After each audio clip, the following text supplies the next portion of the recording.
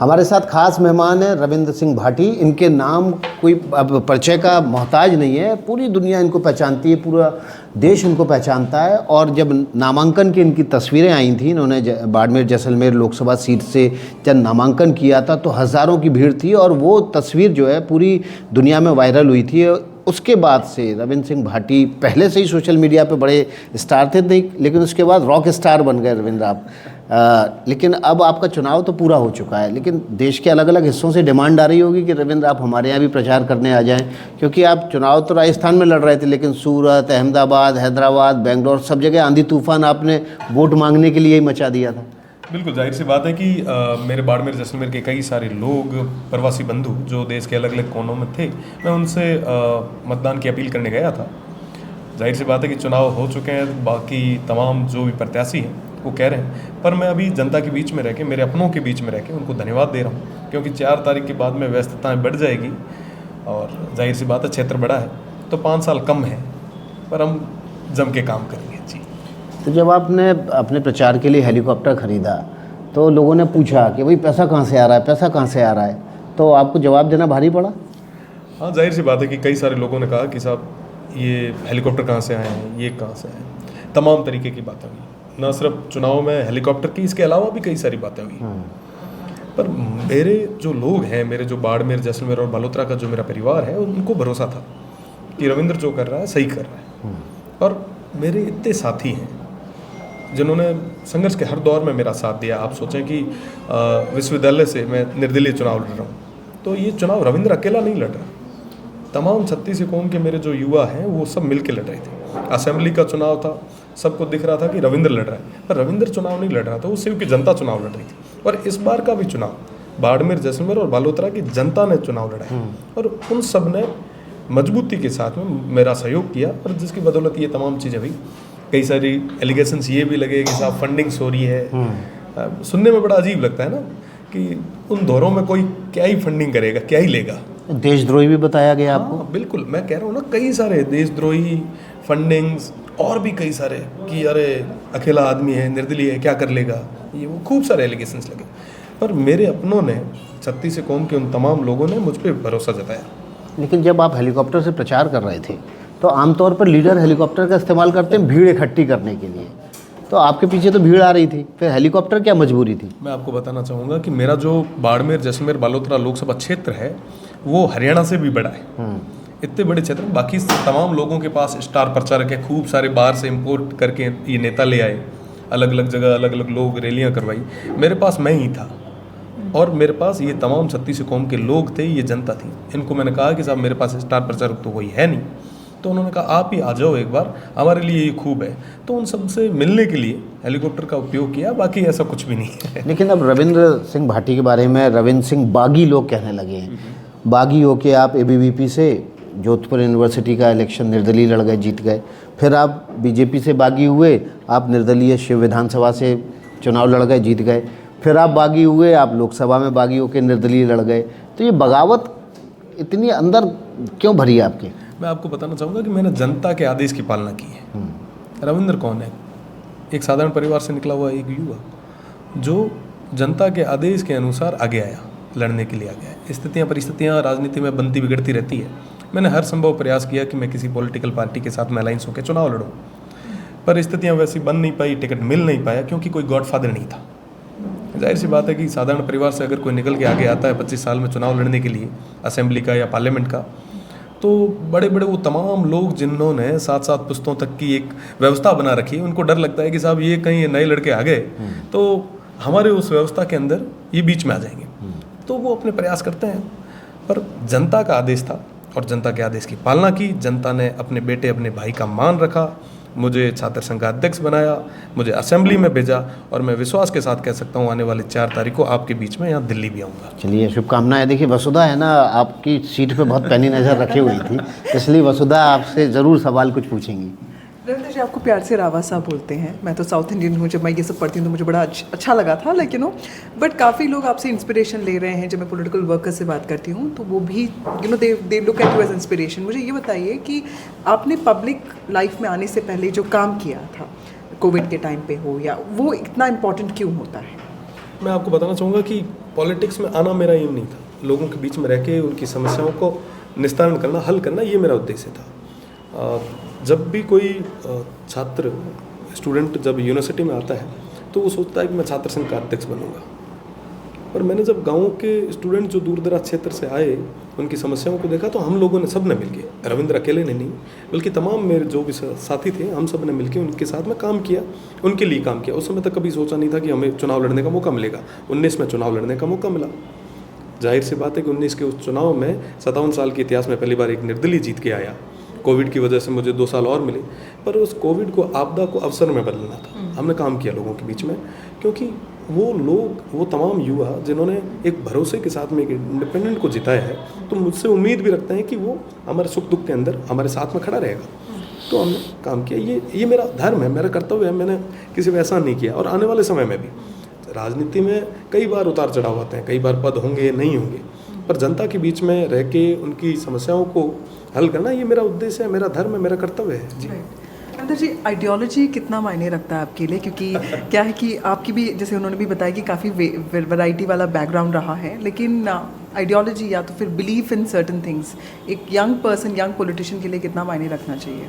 देखिए, देश बहुत ज़्यादा मैटर करता है। और मैं कहना चाहूँगा कि आइडियोलॉजी किसी एक पॉलिटिकल पार्टी की नहीं हो सकती। इंसान की अपनी आइडियोलॉजी होती है, वो कहीं से कॉपी पेस्ट नहीं करता, उसकी खुद की आइडियोलॉजी, मेरी खुद की आइडियोलॉजी है।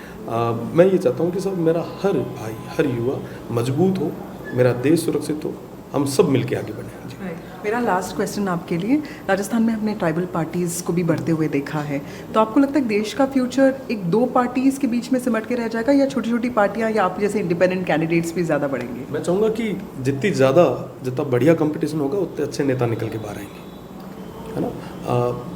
अगर मैं बात करूँ गुजरात की, मैं बात करूँ राजस्थान की, तो वहाँ पे स्थानीय पार्टियां हैं नहीं, जिसकी वजह से 2 पार्टियों के पीछे लोग घूम घूम के परेशान हो जाते हैं। कई सारे युवा है जो जिनके बाल सफ़ेद हो गए, उनको टिकट नहीं मिल पाता और वो थक हार के घर पे बैठ गए। तो अगर छोटी पॉलिटिकल पार्टीज होती तो वो चुनाव लड़ते, वो जनता के बीच में जाते, मजबूती से काम करते, हमारे सोसाइटी को, इस क्षेत्र को नए सारे नेता मिलते। पर विडम्बना है कि छोटे संगठन है नहीं, छोटे दल नहीं है, जिसकी वजह से कई सारे युवाओं को मौका नहीं मिल पा रहा। राइट। बस एकदम लास्ट, ये टेक्नोलॉजी को किस तरह, आपकी वीडियोस कौन बनाता है? मेरे कई सारे भाई हैं, और जनरली तो वीडियोस में अपने आप पहली बार जब देखता हूँ तभी पता चलता है कि ये वीडियो भी बना है कोई। बाकी टेक्नोलॉजी का बहुत बढ़िया उपयोग किया जा सकता है। मेरे साथी कर भी रहे हैं। MBM एक इंस्टीट्यूट है, वहाँ के कई सारे साथी जो मेरे साथ में, वो खूब मेहनत करते हैं। तो वसुधा, क्या बुलेटिन करने जाना है? वसुधा को बुलेटिन करने जाना है। उससे पहले रविंद्र, आपको सोशल मीडिया में लोग बहुत पसंद करते हैं, ख़ास तौर पे यूथ, आप भी खुद यंग हैं, लेकिन लोग ये भी जानना चाहते हैं कि रविंद्र भाटी को पसंद क्या क्या है?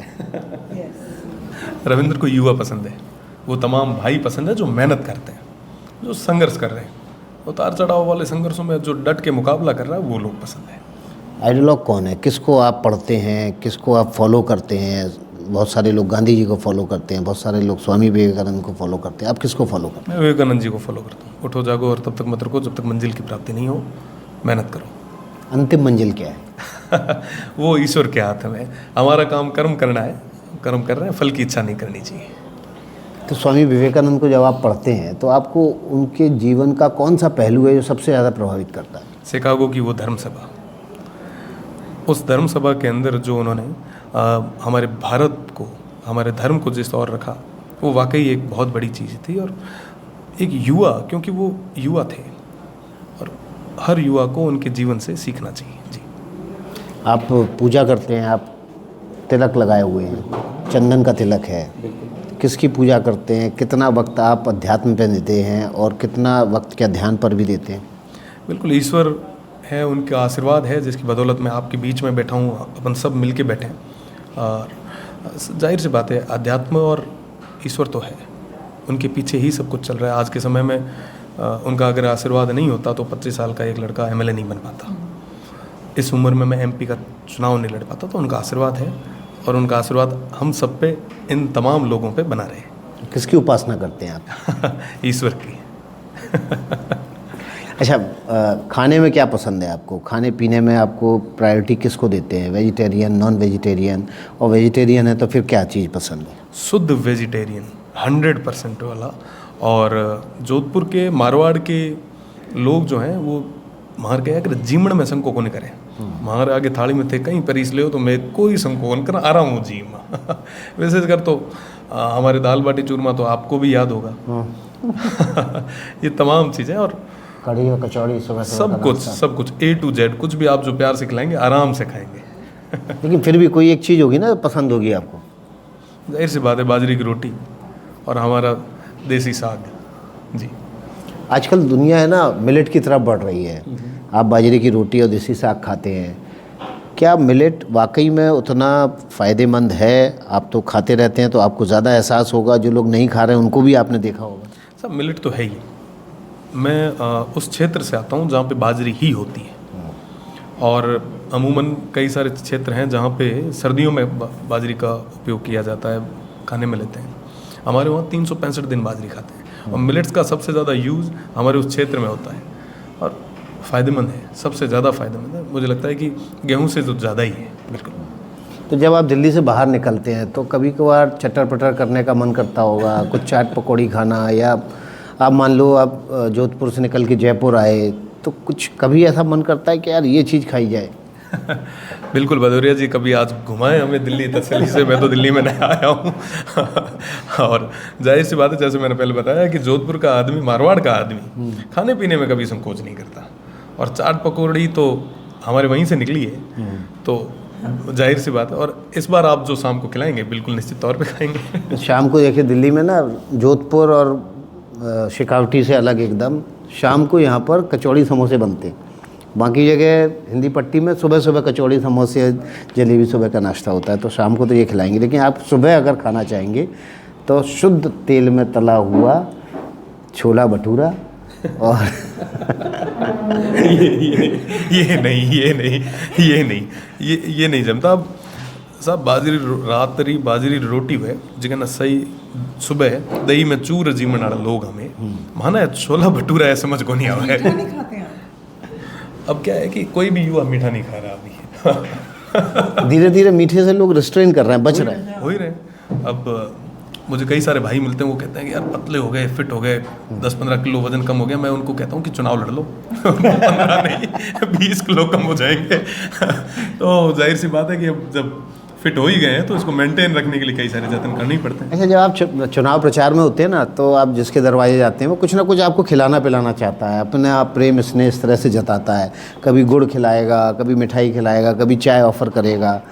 तो जब आप प्रचार के दौरान होते हैं तो सब चीज़ें बड़ी भारी लगती हैं, कैसे बचते से? अब करनी ही पड़ती है, उस समय बच नहीं सकते। और हकीकत तो ये है कि उस समय चाहे कुछ भी रख तो नहीं पाता भैया। उस समय तो एक ही फोकस लगता है कि भैया आगे बढ़ना है।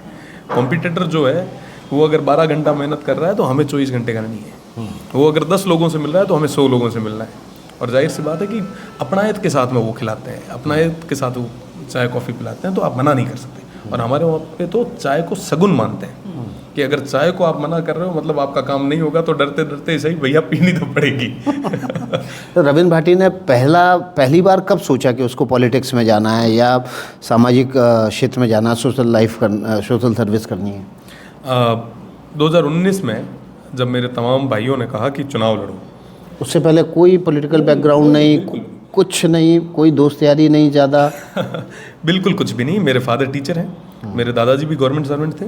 और 19 में जब छात्र संघ चुनाव की बारी आई तो तमाम जो साथी थे उन्होंने कहा कि चुनाव लड़ो, जीत जाओगे अच्छे से। मैंने कहा ऐसा क्यों लगता था उनको? एक्टिव थे। 2013 में मैं यूनिवर्सिटी में मैंने एडमिशन लिया था और तब से लेके 19 तक तमाम जितने भी इलेक्शंस होते थे हम एक्टिव रहते थे। आनंद आता था। चुनाव होते थे बड़े जोरों शोरों से। छात्र संघ का चुनाव है, वो भी वेस्टर्न राजस्थान की सबसे बड़ी यूनिवर्सिटी का चुनाव, तो अपने आप में एक बहुत बड़ा वो था। और दूर दराज क्षेत्र के जो भाई आते थे तो उनके लिए हमेशा खड़े रहते थे, उनकी भी एक भावनाएं साथ में थी। तो वो तमाम लोग इकट्ठे होकर आए, उन्होंने कहा चुनाव लड़ो। मैंने कहा साहब चुनाव जितनी व्यवस्था इतनी बड़ी है नहीं, क्योंकि बड़े बड़े लोग चुनाव लड़ते हैं, बड़ी बड़ी पॉलिटिकल पार्टीज इन्वॉल्व होती है, बड़े बड़े चेहरे आगे आते हैं। पर फिर भी 36 कौम के जो मेरे तमाम युवा थे, जो साथी थे, उन सभी ने मोटिवेट किया और उन सभी ने चुनाव लड़ाया, जिसकी बदौलत खैर वो अलग बात है कि टिकट नहीं मिल पाया। टिकट मारवाड़ी में कहे अगर टिकट में लेनी मारे थोड़ा कम रहे है, कदे टिकट मिल को नहीं पायो, पर फिर भी 57 साल के इतिहास में पहली बार एक निर्दलीय पे भरोसा जताया, ये बहुत बड़ी चीज़ थी जी। आपका जो स्टाइल है ना, कभी आप टी शर्ट में दिखाई देते हैं, कभी शर्ट में, कभी लंबे कुर्ते में, कभी पठानी सूट में, तो ये स्टाइल स्टेटमेंट कहाँ से आता है? कोई फैशन डिजाइनर आपको सजेस्ट करता है? बिल्कुल भी नहीं, उस दौरों में कोई फैशन डिजाइनर नहीं है, जो भी मिल जाता है चल देते हैं। इन लोगों का प्यार है, हम तो किसी में भी ठीक हैं, इनको कोई फ़र्क नहीं पड़ता कि क्या पहन के आ रहा, बस हमारा है, हमारा अपना है, उनके लिए ये खूब है। अच्छा, स्ट्रेस डिस्ट्रेस करने के लिए आप क्या थोड़ा सा OTT देख लेते हैं, या तो फिर पिक्चर, या तो फिर रील्स? आजकल तो हम सब रील्स देख रहे हैं ना। नेटफ्लिक्स बिल्कुल। तो फेवरेट सीरीज कोई बता दीजिए। खूब सारी देख ली मैंने, कोई छोड़ी ही नहीं जो पीछे रह गई है। ऑलमोस्ट जब भी टाइम मिल पाता है तो देख ही लेते हैं। अच्छा, एक आध कोई फेवरेट जो आपको सच में अच्छी लगी? मनी हाइट्स खूब चली, मनी हाइस्ट, है ना। सेक्रेट गेम्स खूब चली, है ना, और भी खूब सारी है। आपको अच्छी लगी ये दोनों? सब देखते हैं, कोई भी आ गया। जाहिर सी बात है इंग्लिश वाला थोड़ा सा कम पल्ले पड़ता है तो दूर हो जाता है, बाकी सारी नहीं तो उसमें हिंदी करने की सुविधा है, तो तमिल, हिंदी, पंजाबी जो भाषा करना चाहो आप उसमें देख पर वो सकते हैं। पढ़ में फील नहीं आता वो पढ़ने में हिंदी वाली ठीक है हमारे। अच्छा, आपने ना कान में ये डायमंड का कुछ पहना हुआ है, राजस्थान में कुंडल का चलन है, तो आपने कुंडल की बजाय जब ये लूंग तो लूंग जब पहनी तो घर में ये नहीं हुआ कि नहीं कुंडल ही पहनने हैं आपको? नहीं, यही पहनाते हैं हमारे उस तरफ। उस क्षेत्र में लगभग आप कोई भी अगर आपको राजस्थान का या उस तरफ एक लूंग का चलन? बिल्कुल, ये कोई भी अगर आपको राजस्थान का आदमी मिलेगा तो उसने लॉन्ग पहन रखे होंगे, तो ये आइडेंटिटी है उस पूरे इलाके में। बिल्कुल, पूरे इलाके में ज़रूरी है। और बड़े शहरों में ये एक फैशन स्टेटमेंट है, एक कान में पहनना। मुझे नहीं पता उनका मुझे तो हमारे वाला पता है कि भैया 2 कानों में पहना जाता है और बड़े शहरों में बड़ी बातें होती है, हम छोटे ठीक है। अच्छा, आपने किस क्लास में साइकिल चलाना सीखी, और जब आप पहली बार सीख रहे थे तो क्या गिरे भी, चोट भी लगी? साइकिल 5th में। हाँ, और जाहिर सी किसकी साइकिल लेके भागे थे? क्योंकि हम तो किसी ना किसी की साइकिल लेके भागे थे बचपन में, ऐसा कोई साइकिल हाथ में देता नहीं। ये ऑन कैमरा नहीं कह सकता क्योंकि बहुत सारी साइकिल चुरा रखी है मैंने, वो सारे लोग वापस आ जाएंगे अब मांगने बिल्कुल। अच्छा रविंद्र जी, एक चीज़ ना, जैसे बहुत लोग कहते हैं कि यंग पॉलिटिशियन है, इंग्लिश मीडिया ने तो आपको डेजर्ट स्टॉर्म बनाया है, बारमेर से रेवोल्यूशन, हम लोगों ने तो बहुत सारे वर्ड्स आपके लिए यूज़ किए, तो आपको पहला what was your impression when you saw इतने अच्छी जो है प्रेजेस, प्रशंसा हो रही है आपकी, और उसके साथ साथ जब लोग कहते हैं कि यंग है, फिनोमिनन है, 1-2 साल में जो है फेड अवे हो जाएगा, तो उससे क्या आपको इंस्पिरेशन मिलता है या थोड़ा सा लगता है कि व्हाट इज़ दिस? देखिए, जाहिर सी बात है कि कौन क्या कह रहा है हमें कोई फ़र्क नहीं पड़ता, हमें तो जनता के बीच में रह के उस धरातल पे काम करना है, लोगों के लिए खड़ा रहना है ना।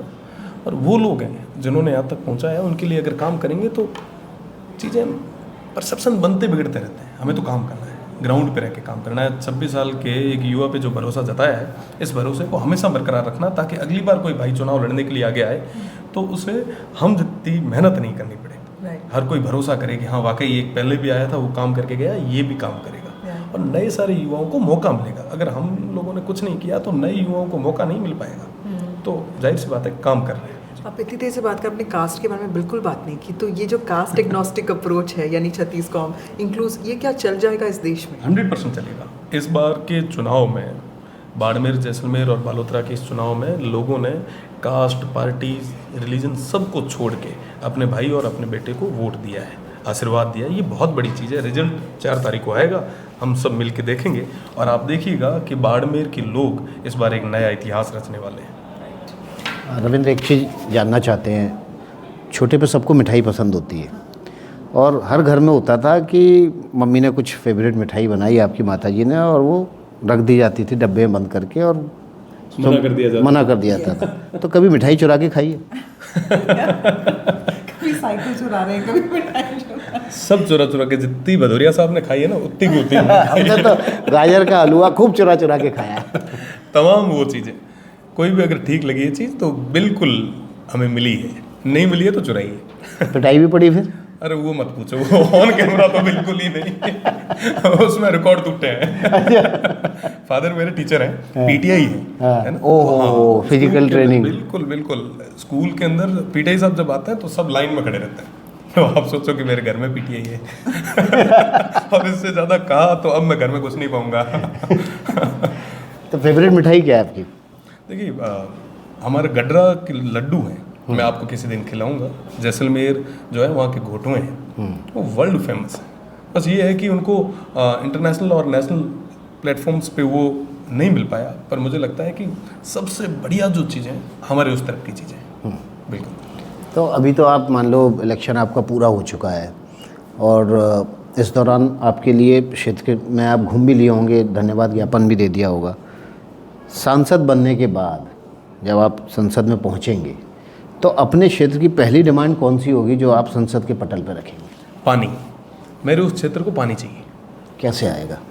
निश्चित तौर पे ये तमाम जो कैनाल के प्रोजेक्ट जो इतने लंबे टाइम से रुके हुए पड़े हैं उनको सही तरीके से तैयार करके और हम पानी पहुंचा सकते हैं। बस मेहनत की ज़रूरत है, शिद्दत की ज़रूरत है, मॉनिटरिंग की ज़रूरत है। इतने टाइम तक कोई ध्यान ही नहीं देता था। बुरा लगेगा कई सारे लोगों को, पर जीतने के बाद कभी वो उन लोगों के बीच में नहीं जाते थे जिसकी बदौलत आज भी हम आज़ादी के 70-75 साल बाद में भी हम पानी के लिए तरस रहे हैं। हमारे लोग, मैं असेंबली इलेक्शंस की अगर मैं बात करूं तो एक बांडासर गांव है, वहाँ पे एक 80 साल के लोंगे खान जी हैं। मैं उनसे मिलने गया तो वो रो रहे थे, वो भावुक थे। मैंने पूछा क्या हुआ, तो कहता पानी नहीं आ रहा हमें।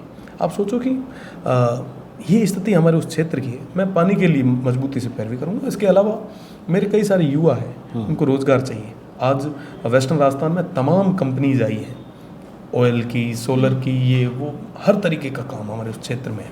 सबसे ज़्यादा रेवेन्यू हम जनरेट करके देते हैं, पर आज भी हमारे युवा बेरोजगार हैं, दर दर की ठोकरें खा रहे हैं। उनके लिए कोई बात नहीं करता। अब बात करें भी क्यों, पॉलिटिशियंस को तो आराम से जेब गर्म हो रही है, घर बैठे हुए तमाम चीज़ें मिल रही हैं, तो वो क्यों बात करेगा। मैं आपको बताना चाहूँगा कि मैं उन तमाम भाइयों को रोज़गार दिलाना चाहता हूँ। साथ ही साथ शिक्षा, चिकित्सा और तमाम वो चीज़ें जो अभी तक प्रॉपर तरीके से जो क्षेत्र में नहीं पहुँच पाई है, वो पहुँचाने का काम। लेकिन ज़्यादातर ऐसे पिछड़े इलाकों में देखा गया जहाँ इंडस्ट्री जाती भी है तो स्किल्ड लेबर नहीं मिलती, मतलब जो काम करने वाले होते हैं वो स्किल्ड नहीं होते, तो मजबूरन कंपनीज़ को बाहर के लोग हायर करने पड़ते हैं। तो स्किल्ड लोग हों उसके लिए आपका प्लान है? बिल्कुल। मैं पहले अनस्किल्ड से शुरू कर रहा हूँ। अनस्किल्ड लोगों को आप दें, है ना, फर्स्ट। सेकंड, जो स्किल्ड नहीं है तो स्किल सेंटर डेवलप करें। हज़ारों करोड़ का आपका जो CSR का फंड जो वेस्ट हो रहा है, आप जो गमले लगाने में, ये ट्री गार्ड लगाने में जो खर्च कर रहे हो, अगर उनको स्किल दे के आप अगर ट्रेन करके आप यूज़ लें तो आपका लॉजिस्टिक से लेके हर एक चीज़ आपकी बच सकती है। लेकिन स्किल इंडिया प्रोजेक्ट शुरू हुआ, उसमें देखा आपने कि जो स्टूडेंट एडमिशन लेते हैं उनका बजाय फोकस स्किल होने के सर्टिफिकेट पे होता है। जाहिर सी बात है कि मॉनिटरिंग की कमी है। अगर वहाँ पे कोई स्किल होके अगर किसी को एम्प्लॉयमेंट मिलेगा तो जाहिर सी बात है पास वाला आदमी भी सोचेगा साहब उसको मिल सकता है तो मुझे भी मिल सकता है। आप अगर उसको सर्टिफिकेट तक रखेंगे तो वो सर्टिफिकेट तक रहेगा। देखो साहब, स्किल्ड करना है ना उसको, स्किल सिर्फ उस कला में उसमें ही नहीं करना है, मेंटली भी तो स्किल करना है उसको कि भैया ये काम नहीं सीखेगा तो रोज़गार नहीं मिलेगा। तो वो क्यों नहीं सीखेगा? रोज़गार आज सबको चाहिए साहब, खाली पेट है कहना भलो कौन लगे, सब ना पेट में रोटी चाहिए। रविंद्र, एक आपके यहाँ पे एक प्रदेश में जो पेपर लीक्स का जो मुद्दा है, युवा जो है पेपर्स लिखते हैं और उसके बाद ये लीक हो जाता है, फेक एडमिट कार्ड्स बनाए जाते हैं। इट्स एन इंडस्ट्री दैट्स जहाँ पे बहुत सारे स्टेक होल्डर्स हैं जो एक दूसरे की मदद करते हैं, तो लॉज बनाने के बावजूद जो है पुलिस केसेस फाइल नहीं होते हैं। आपको लगता है इसका कोई रियलिस्टिक सोल्यूशन पॉसिबल भी है? बिल्कुल है। गवर्नमेंट अगर प्रॉपर तरीके से काम करे तो हर चीज़ का सॉल्यूशन है। वो नीति बनाना वो काम गवर्नमेंट का है। हमसे ज़्यादा वो लोग समझते हैं, खूब सारे IAS बैठे हैं वहाँ पे, उनका काम यही है, पर मुझे लगता है कि ये होना चाहिए। पिछली गवर्नमेंट भी कहीं ना कहीं जब राजस्थान से आउट हुई तो उसका एक बहुत बड़ा कारण था कि हमारी तमाम युवा करंट गवर्नमेंट से नाराज़ थे क्योंकि सब हर पेपर आउट हुआ। बिल्कुल। तो इसके लिए ये नीति बननी चाहिए और मजबूती से उसकी पालना भी करवानी चाहिए। सर, एक राइट टू हेल्थ भी एक अच्छा कॉन्सेप्ट था। बिल्कुल था और राइट टू हेल्थ को लोगों तक सही तरीके से समझा नहीं पाए, जिसकी वजह से वो फेल हो गया। अब हॉस्पिटल्स वाले और डॉक्टर्स जो अपनी समस्या बता रहे हैं वो अपनी जगह है, उसको इस तरीके से करना चाहिए था ताकि डॉक्टर्स को नुकसान नहीं हो और पब्लिक को फ़ायदा हो। पर कहीं ना कहीं उसको इम्प्लीमेंट करने में कई सारी चीज़ें टेक्निकल मिस्टेक्स रही, मिसअंडरस्टैंडिंग रही, जिसकी वजह से वो बिल आउट हो चुका। But it was a good idea in principle. बिल्कुल था, मैं सपोर्ट करता sir also if you were not a politician तो आप क्या बनते? हूँ कि लॉ कर रखे हैं मैंने, हमारे आराम बिना चाय पीता होता कोर्ट में कठिन अच्छा, आपने 5वीं क्लास में साइकिल चलाना सीख ली, 8वीं 10वीं में आपने मोटरसाइकिल चलाना सीख ली होगी, और 12वीं तक आते आते जीप, यही रहा होगा। बिल्कुल जाहिर सी बात है, यही है अब structure। मुझे ये बताइए, आप इतने दिनों चॉपर में उड़े, हेलीकॉप्टर में उड़े, हेलीकॉप्टर चलाना सीखे कि नहीं? भदौरिया जी सिखा देंगे तो बिल्कुल सीख लेंगे। अब जाहिर सी बात है कि गाड़ी तक ठीक है, हेलीकॉप्टर आड़ो डेरो कदे बैठो को नहीं पर थोड़ा दिन बाद सीख जरूर लिया। लेकिन फंक्शनिंग तो समझ में आ गई होगी इतने दिन उड़े, या ध्यान नीचे रहता था, पब्लिक बहुत है हाथ हिलाने? आंखें बंद कर उड़े राखता के चक्कर नहीं आ जाए गाँव रहा आदमी जी। जी बिल्कुल। तो रविंद्र, बहुत बहुत शुक्रिया आपका, और हमें हमारी ओर से शुभकामनाएं पूरे एनडीटीवी परिवार की ओर से कि आप जीत कर आएँ, सांसद बने, और मजबूती से अपने क्षेत्र के जैसलमेर बाड़मेर के लोकसभा के क्षेत्र के लोगों की मांगों को मजबूती से रखें, और केवल मांग ही नहीं रखें बल्कि उनके हल भी उन तक प्रोवाइड कराएं। बहुत बहुत शुक्रिया रविंद्र। 6 minutes.